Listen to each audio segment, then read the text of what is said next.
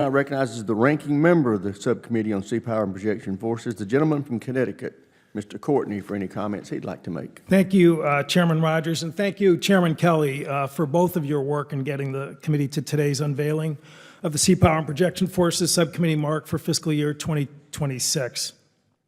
This year, NDAA faced unique challenges because of the bifurcation of the base defense budget with a parallel budget reconciliation bill. To Chairman Kelly's credit and to the subcommittee members' credit, we shouldered on through that challenge and continued the bipartisan tradition to ensure that success for our Navy, Marine Corps, Air Force, and MARAD. As in past years, the mark does not simply rubber stamp the executive branch request, and in particular strengthen U.S. shipbuilding efforts with improvements in the base text and amendments. Notably, the mark includes authorities for incremental funding of the Columbia-class submarine and the Ford-class aircraft carrier, long lead items for the Virginia-class program, a vessel construction manager structure for the Marine Corps LSM amphibious program, and continued support for tanker, sea lift, and MARAD programs. In every instances, these changes correct and backfill deficiencies and shortfalls that the Office of Management and Budget in the Department of Defense overlooked.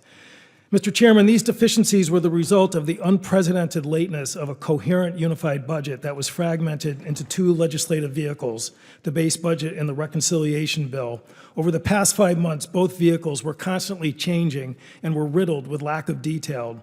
With less than 4 months until the start of the next fiscal year, the confounding gaps have continued in this fragmented process. Just last week, the Navy communicated that additional funding will be needed for both Virginia and Columbia-class programs for FY 2026. A bipartisan table change amendment addresses partially the Virginia shortfall, and our mark's inclusion of incremental funding authority for Columbia-class will ensure that the program's accelerating production will not seize up because of this funding gap. These fixes are not the final word and will require additional work through conference in the future.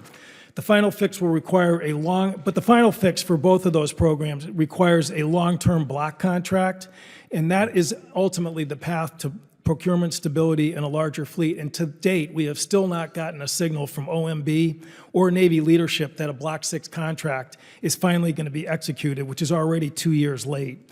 This mark comes at a critical time for our submarine industrial base, with persistent demand signal for the undersea fleet from combatant commanders across the globe, as well as the need to execute the AUKUS Pillar 1 requirements, reaching the 2.3 Virginias per year by 2028. That is our subcommittee's North Star.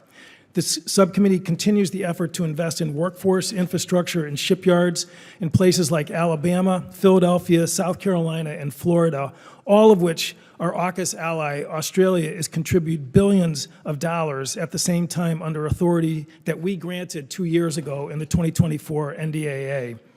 Mr. Chairman, the authorization to purchase an additional 8 LSM vessels for the Marine Corps is a long time coming, and based on the successful experience with the national security multi-mission vessel use of a private sector construction manager, we are optimistic that this approach will create this fleet with high quality, speed, and affordability. This provision is completely aligned with the goal of the SPEED Act, which is to build platforms fast and smart.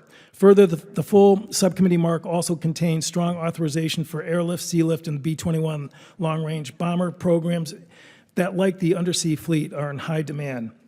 Mr. Chairman, I want to thank the diligence of the subcommittee's members and staff to overcome this year's challenges. I want to give special thanks to our talented subcommittee staff, Phil McNaughton, Kyle Noyes, Kelly Goggins, and Abby Snyder, for their work in crafting this product that achieves the bipartisan mission of the Sea Power Subcommittee. And I urge all the members of the subcommittee to vote in support of the mark, and with that, I yield back. Gentlemen,